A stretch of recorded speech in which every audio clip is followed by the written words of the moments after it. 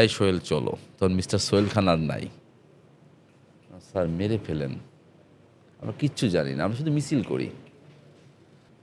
প্রথম কয়েক সেকেন্ড একটা ঝাঁক দিল, তো আমি জাস্ট এইভাবে একটা কাঁপন দিলাম। এই চেয়ারটা জাস্ট এরকম করে ঘোরা শুরু করলো। আচ্ছা। ঘোরা শুরু করার পরে আমি চেয়ারে পায়খানা করে দিছি। আমার পায়খানা আমাকে দিয়ে পরিষ্কার করাইছে। এরা মুখ খুলবে না, এদেরকে সেই চেয়ারে নিয়ে যা হোক যে চেয়ারে 111-এর জাতীয় নেতৃবৃন্দ স্টক করছে, এক পাশ প্যারালাইসিস হয়ে গেছে, সেই চেয়ারে নিয়ে যা হোক ওদেরকে। তখন তো ভয় পাইছি, ওই যে দেখছি ওইটা। এক পর্যায়ে আবার আমাদের রুমে ব্যাক করা হলো। ব্যাক করার পরে বললো যে ওকে খাবার দাও।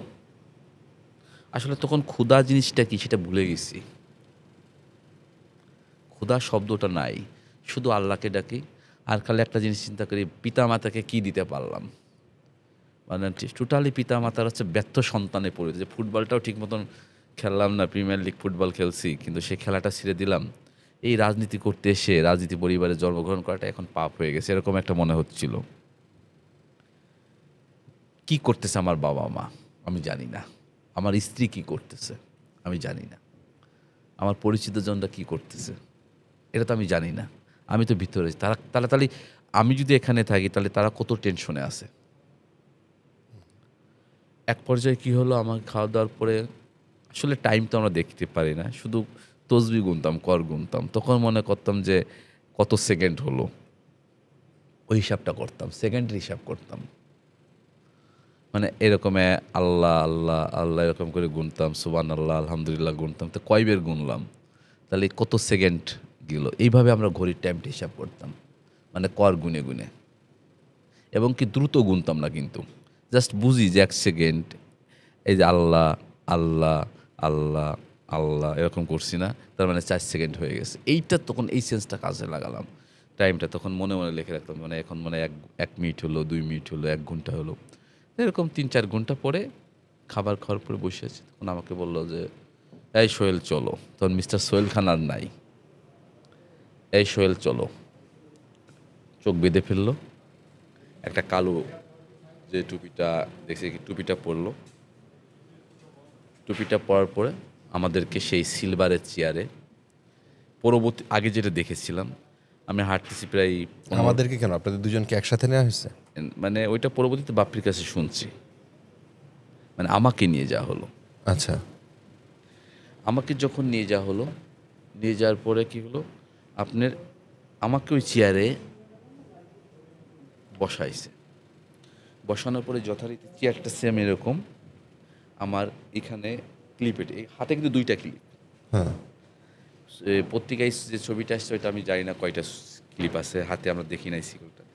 এইখানে একটা ক্লিপ, এইখানে একটা ক্লিপ, মানে জাস্ট এইটা হাতটা নড়তে পারবে না, এইখানে একটা এখানে একটা, এই 2টা।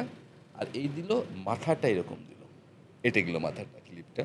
এখানে একটা চেন, এখানে কিন্তু ক্লিপ না, বুকের উপর একটা চেন জাতীয়, যেটা আমরা প্রথম দিন দেখেছিলাম আমি। স্টিলের? ওইটা চেন জাতীয়, সেটাও সাদা কালার ছিল চেনটা। চেনটা আটকে গেল। আর আমার পা দুটো, আমরা যেটা দেখেছি মানে অতীতে দেখতাম যে হচ্ছে আপনার সিনেমায় দেখেছি যে এক প্রকার হচ্ছে ওই কবজা, মানে কবজা জাতীয় আসছে না, যে এরকম করে এঁটে গেল জাস্ট। এইখানে কী করলো, কবজা জাতীয় আমার পা ওখানে রাখা, জাস্ট এই গুড়মিলের এখানে কবজা এঁটে গেল।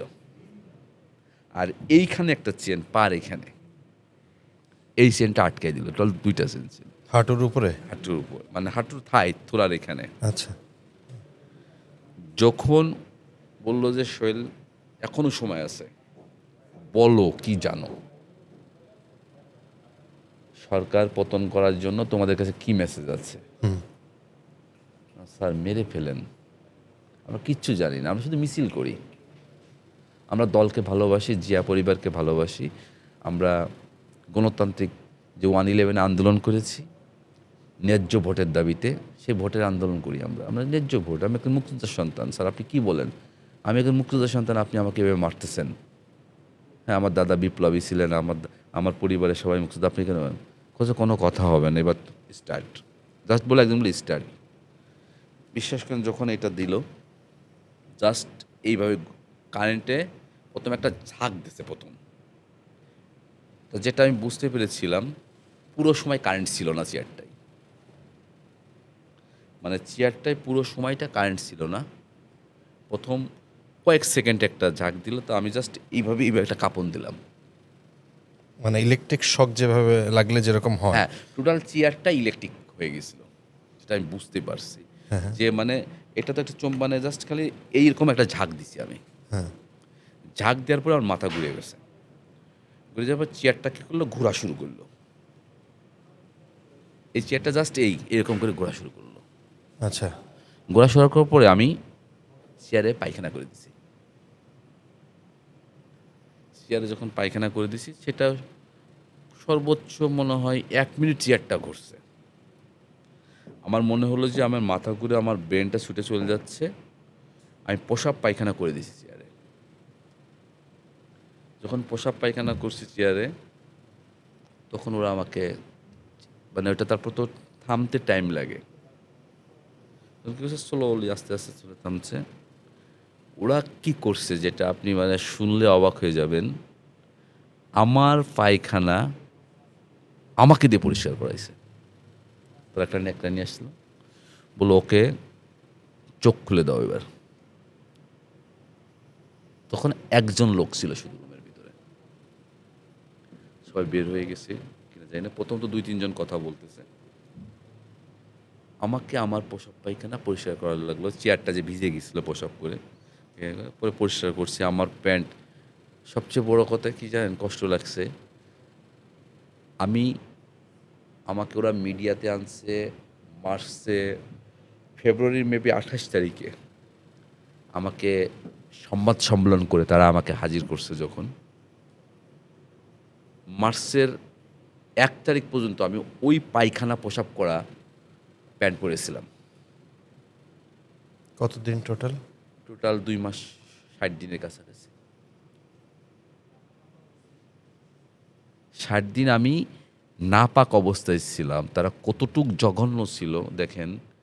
আমার একটা ওদের কাছে লুঙ্গিও থাকতে পারত, বা তাদের উচিত ছিল একটা প্যান্ট বা একটা ট্রাউজার আমাদেরকে দেয়া। আমাদেরকে কীরকম অত্যাচার করছে একবার চিন্তা করে দেখেন। যে আমি যে চেয়ারে প্রসাব পায়খানা করছি, সেই প্রসাব পায়খানা তারা আমাকে দিয়ে পরিষ্কার করাইছে। করায়ে আমি কি করছি, সেই মুহূর্তে আমি ওই ন্যাকড়া দিয়ে আমার প্যান্টটা আমি খুলে আমি প্যান্টের নিচেই পরিষ্কার করছি না আমার ন্যাকড়া দিয়ে। সেই প্যান্টটা আমরা চেঞ্জ করতে পারি নাই 2 মাস মতন।